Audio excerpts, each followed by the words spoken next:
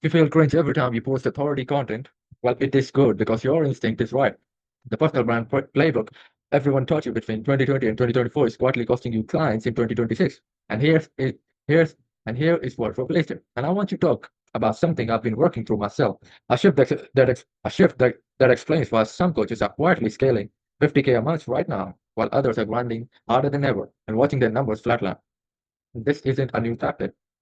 Well, it is a positioning error almost every other coach at 15 to 25K a month is making, and most of them don't know it yet at all. And if you've got traction, your content is going out and you're showing up every single day, the revenue just won't budge. Well, this video is exactly for you. Let's get into it.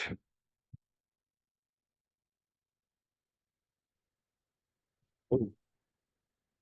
Here's what's actually happened. Well, you've seen the templates that I used to be broke. Now I fly first class hooks. These all of these coaches and these course sellers use. Well, a few years ago, that stuff printed a ton of money. Okay, it worked because it was new, because audiences had been conditioned to recognize the pattern. But today, your prospect has seen that exact template hundreds of times from coaches in your niche, from coaches is completely in different niche, and coaches they don't even respect. It doesn't signal expertise anymore. It signals you learn to post from the same course as everyone else. Well, the problem isn't your work ethic. The problem the problem isn't your offer. The content style you've been taught. It's actively repelling the buyer that you want, and because it's been stripped down of one of the things that makes people pull out the card, that is trust. They don't trust you, bro. And trust doesn't come from looking impressive. It comes from feeling no. Well, here is the shift. Personal brand versus peer brand. A personal brand is that be what we all were taught, like 10 steps ahead of your audience on a pedestal, moving, proving your authority. Ev- Everything polished, right? Every post starts with the lesson, and every reel ends with the result. Well, it looks like a billboard. But a peer brand is different. You position yourself as the person one step ahead of your ideal client, not 10. You can be 1 to 2 steps ahead of your ideal client. You're on the trial with them, not above it. You document what you're figuring out, not just what you figured out already. It feels like a billboard and more like a friend who solves something before you do. And here is why it matters. At this price point, your authority and trust are not the same things. You can look impressive and completely be untrusted. People will not trust you.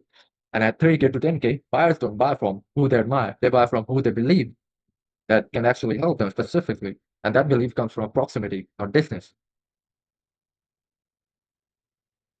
Now I want to break down why peer brands converts better mechanically and what's actually happening in the buyer's brain when they see this content versus the old approach.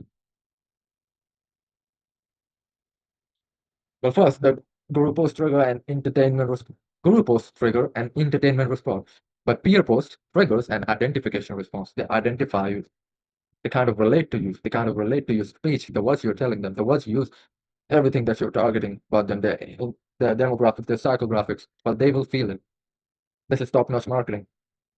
Well, and those are different states. When someone is entertained, they scroll like and move on.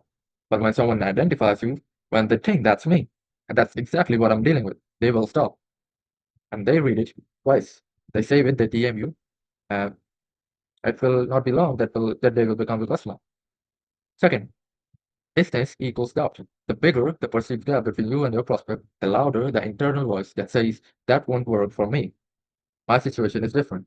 Every piece of content that gurus post and pump out that makes you untouchable also triggers doubt.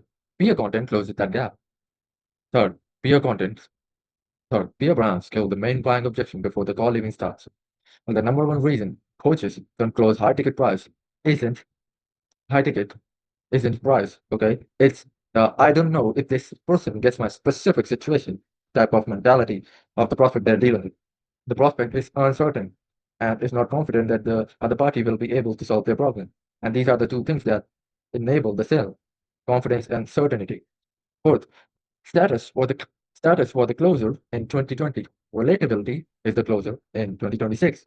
Market share audience are exhausted by rules. They're actively looking for people who feel real because everything else looks like performance they will not buy from. Fifth, the more unreachable you look, the more your audience treats you like content rather than solution. Likes come from relatability, but chases comes from trust. If you're getting engagement but no sales, You've been optimizing the wrong signal this whole time. Right. So, do you, right. So, what do you actually change here? Because be more relatable type of advices will not work. Okay. This advice I can give you, but I will not give you because it will not help you. It has become too saturated. But what I will give you is to be get specific about the content shift itself. It comes down to one principle. Stop teaching from the top of the mountain and start narrating the trial that leads to the top. I want you to stop your content. These are the 5 stops. Do this week. Stop number 1. Here's what I learned. Here's what I learned becomes here's what I'm figuring out. Present tense, active, in progress. The single shift changes the reader's relationship with your content from consumer to peer. Stop number 2. Tell the 7 things I wish knew, format, and replace it with the 1 thing I got wrong last quarter. Specificity over volume, failure over polish. That one post will do more for your trust than 10 polished carousels. Stop number 3. Stop writing in retrospect. Everything starts with I used to, back when, a few years ago, is teaching from the mountain. And flip it to the present tense. I'm testing X right now. This week, I noticed something X. I'm in the middle of this, and here's where I am. That's the trial. Stop number 4. Stop documenting the big polished case study and start documenting the specific problem you solved 6 months ago. Not the mass transformation, but the recent specific thing. The thing that your ideal client is probably dealing with right now. And that's the overlap that creates buyers. Swap number 5. Show the mess, show the outcome, show the uncertainty. Most coaches show only public wins. Okay. Their audience sees the results, which create a gap that feels too big to cross. Show what it looks like in the middle, in the trenches. Show the work that nobody sees. Show the version that didn't work. That's where the real actual trust flips. The format that ties all of this together is what I call working through it post. 5 rules. There are 5 rules. Open the problem in your client's language. Not yours. Don't say conversation optimization, but say leads go quiet to the core. Use specificity. Become a top-notch marketer. Make it simple, though there's a lot of complex. That specificity is the hook for your conversion content. Show the exact decision you made and what almost went wrong. Not a vague lesson, the actual move. I cut this and changed that and almost did this way, but it didn't work that way, and I am here one. The close call is what makes it real. Include the part that didn't work at first. This is the trust compression level. The moment you admit a stumble, you stop being a guru and start being credible. End with the result and what you're still figuring out. Never die. A neat blow. And here's where I landed. And here's what I am still working on.